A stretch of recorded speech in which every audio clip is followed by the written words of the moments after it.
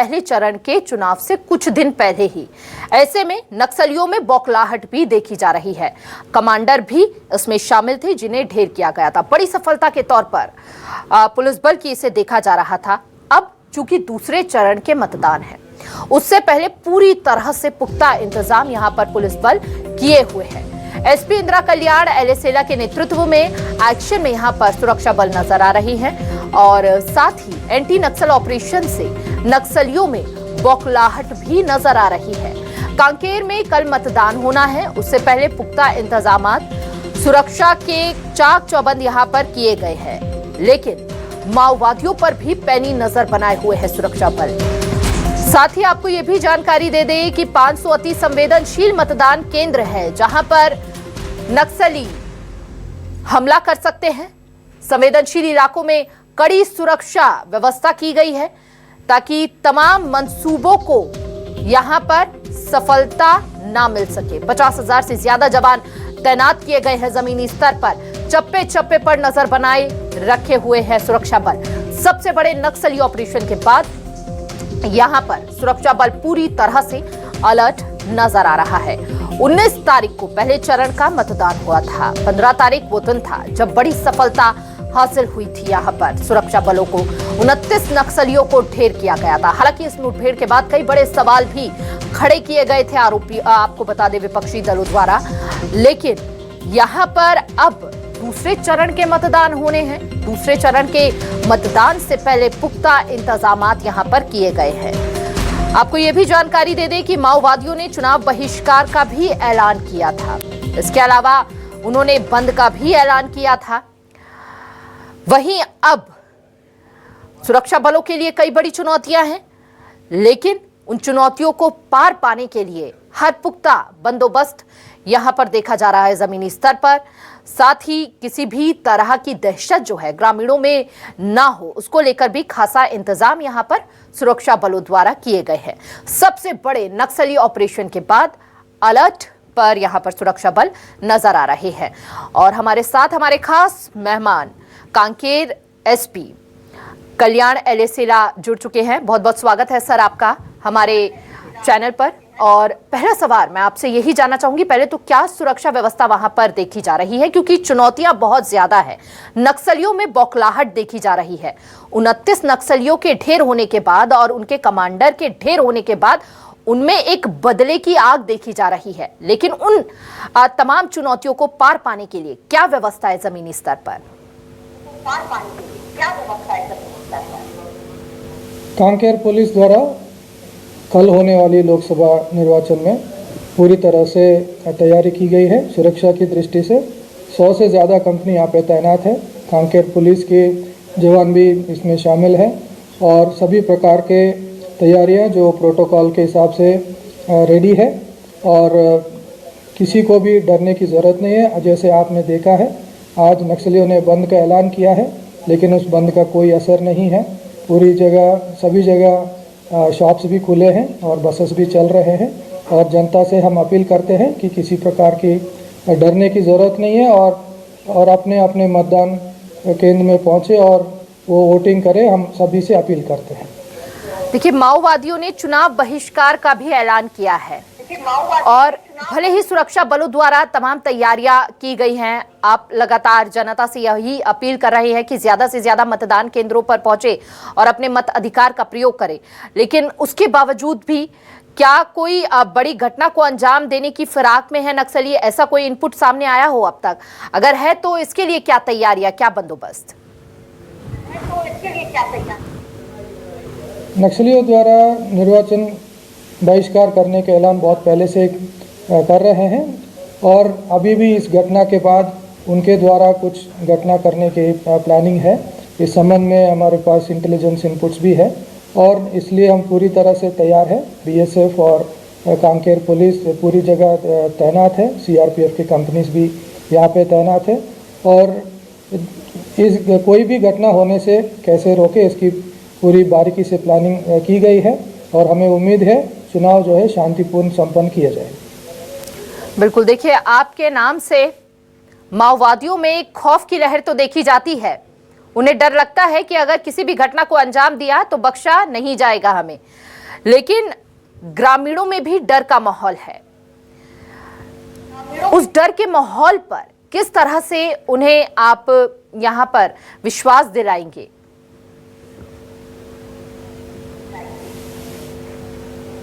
सभी ग्रामों में लगातार संपर्क किया जा रहा है। लोकल लेवल में संपर्क जारी है और मार्केट्स में भी इसके बारे में ऐलान किया गया है। जनता डेफिनेटली वोटिंग के पक्ष में है और ये नक्सलिज्म के खिलाफ में है। हमें उम्मीद है बड़ी संख्या में सभी आएंगे और अपना मतदान करेंगे और हम गाँव वालों को सुरक्षा की दृष्टि से सभी जगह रोड सिक्योरिटी भी प्रोवाइड कर रहे हैं। किसी भी प्रकार का ट्रांसपोर्ट में भी कोई प्रॉब्लम ना हो, इसका भी इंतजाम किया गया है और मतदान केंद्रों पर अधिक से अधिक बल तैनात किया गया है। किसी को भी डरने की जरूरत नहीं है। डेफिनेटली ये बहुत सक्सेसफुल होगा। बिल्कुल सफलतापूर्वक ये मतदान हो, यही हम सभी उम्मीद भी कर रहे हैं। सर, पहले चरण के मतदान में एक ब्लास्ट भी हुआ था। इस बार इस तरह की घटनाओं को अंजाम ना दिया जाए नक्सलियों द्वारा, इसके लिए क्या इंतजाम देखे जा रहे हैं जमीनी स्तर पर? रोड सिक्योरिटी प्रोवाइड किया जा रहा है और डीमाइनिंग भी किया जा रहा है। जहां अति संवेदनशील क्षेत्र है वहां पर अधिक बल तैनात किया जा रहा है और सभी प्रकार के सर्वेलेंस भी वहां पे मेंटेन किया जा रहा है और हमें उम्मीद है कि इस तरह की घटना ना।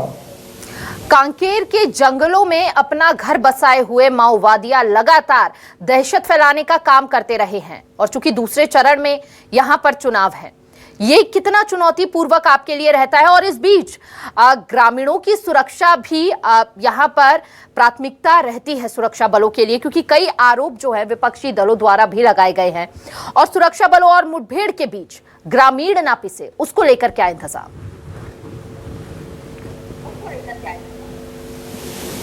डेफिनेटली गांव वालों की और कांकेर में जो जंगलों में जो रहने वाले आदिवासियों की सुरक्षा हमारी प्राथमिकता है। उनको मैसेज किया गया है, उनसे संपर्क किया गया है। वो लोग भी मतदान करना चाहते हैं और उसके लिए जो प्रयास संभव है हर प्रयास किया जा रहा है और नक्सलियों द्वारा जो भी घटना कर सकते हैं उसके लिए हम पूरी तरह से तैयार हैं। इस एनकाउंटर के बाद और हाई अलर्ट में मेंटेन किया जा रहा है और इसमें किसी प्रकार का जो आदिवासी है वहाँ पे ग्रामवासी है उनको कोई किसी प्रकार का प्रॉब्लम नहीं आएगी। उसके लिए पुलिस और प्रशासन की तरफ से हर प्रयास किया जा रहा है। संवेदनशील और अति संवेदनशील बूथ केंद्रों पर किस तरह यहाँ पर व्यवस्था की गई है?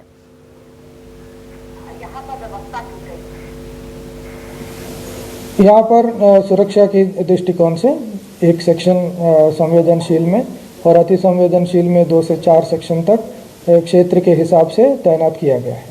सर, क्योंकि आप लोगों ने लीडर को भी ढेर किया था और एक बड़ी सफलता हासिल की थी, माओवादियों में खौफ की लहर है, लेकिन अब चूंकि दूसरे चरण के चुनाव हैं, ऐसे में क्या अपने लीडर का बदला लेने के लिए कोई यहाँ पर घटना को अंजाम दिया जा सकता है? इस तरह का इनपुट सामने आ रहा था और कहा जा रहा था कि इसलिए अभी सुरक्षा व्यवस्था और ज्यादा कड़ी की जा रही है। डेफिनेटली माओइस्ट के लिए ये बहुत बड़ी झटका है। उनके लीडरशिप को काफ़ी नुकसान हुआ है, तो उनको अपने अस्तित्व बचाने के लिए कुछ न कुछ घटना की वो लोग प्लानिंग कर सकते हैं जी। लेकिन ये सबको नज़र में रखकर हम अपना तैयारी कर रहे हैं। सर, माओवादियों ने आप लोगों पर आरोप भी लगाया था कि जो 29 नक्सली ढेर हुए हैं उनमें से कुछ लोगों को बड़े ही क्रूर तरीके से मारा गया है, लेकिन हालांकि आला अधिकारियों ने इस पर सफाई भी दी थी। यहां पर सिंपैथी गेन करने के लिए माओवादी ऐसा कर रहे थे और एक बार फिर से माहौल को खराब ना करे माओवादी, या किसी भी तरह का संदेश जो है वो जमीनी स्तर पर ना पहुंचाए चुनाव के बीच।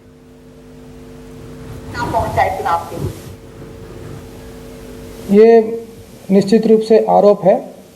आपको भी विदित है, जैसे हर एनकाउंटर के बाद इस तरह की बातें आती हैं जी। अभी भी 2 दिन पहले कुछ अर्बन नेटवर्क के लोग वहाँ पे पहुँचे हैं और बहुत लोग इस तरह के आदिवासियों को संपर्क करने के नाम से नक्सलियों की मदद कर रहे हैं उनके द्वारा भी पुलिस के प्लानिंग के बारे में लीक करना, इस तरह के काम, इस तरह के प्रयास किए जा रहे हैं। लेकिन हमें उम्मीद है कि हमारी प्लानिंग पक्की है और हमें उम्मीद है कि ये शांतिपूर्वक ये चुनाव संपन्न कराएंगे।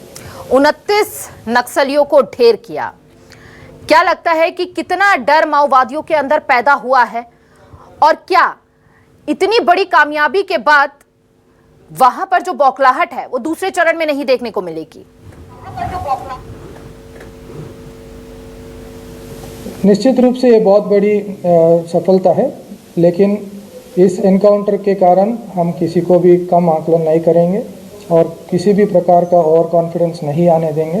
पहले से ज़्यादा हाई अलर्ट मेंटेन करेंगे और पहले से ज़्यादा बल यहाँ पे तैनात किए हैं और अभी चुनाव संपन्न होने तक एक्सट्रीम हाई अलर्ट मेंटेन किया जाएगा। और अति संवेदनशील जो यहाँ पर बूथ है उन पर कितनी सुरक्षा लेयर्स वहां पर तैनात की जाएगी?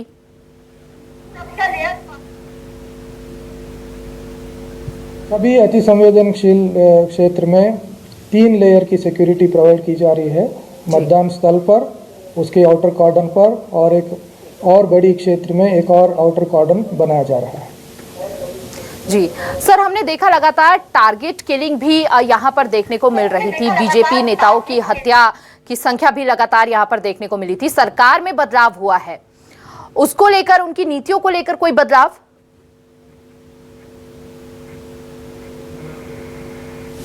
लगातार किसी विशेष पार्टी के लोगों को टारगेट किया जा रहा है।